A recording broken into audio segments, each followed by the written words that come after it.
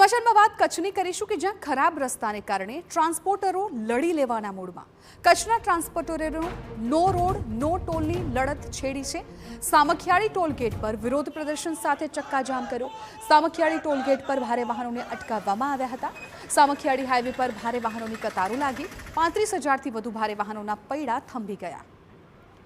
तो कच्छ ट्रांसपोर्टरों लड़तने कारण अहीना वेपार और पोर्ट उद्योग पर मोटी असर पड़ी शके छे।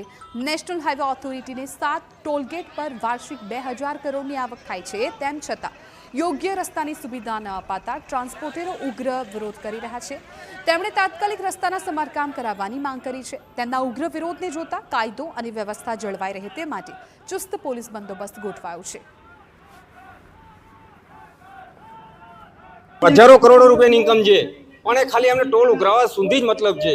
अहींया तमारे ब्रेकडाउन थई जाय तो तमने ट्रेननी सर्विस नहीं मळे। नेशनल हाईवे तरफथी ज्यारे के अमारो हक है नेशनल हाईवे ने एम्ब्युलन्स मोकलवानो ट्रेन मोकलवानो ब्रेकडाउन में पण क्यारे आज सुधी अमने सर्विस नहीं मळी। खाली ने मात्र अमने टोल उघरावा पूरतुं ज छे, एना सिवाय कोई सर्विस नहीं। આજથી પહેલા અમે NHIએ અધિકારીઓથી મળ્યા હતા। 12 મહિનાથી આ મુહિમ હાલે છે, કોઈ અમને સુનવાઈ નથી।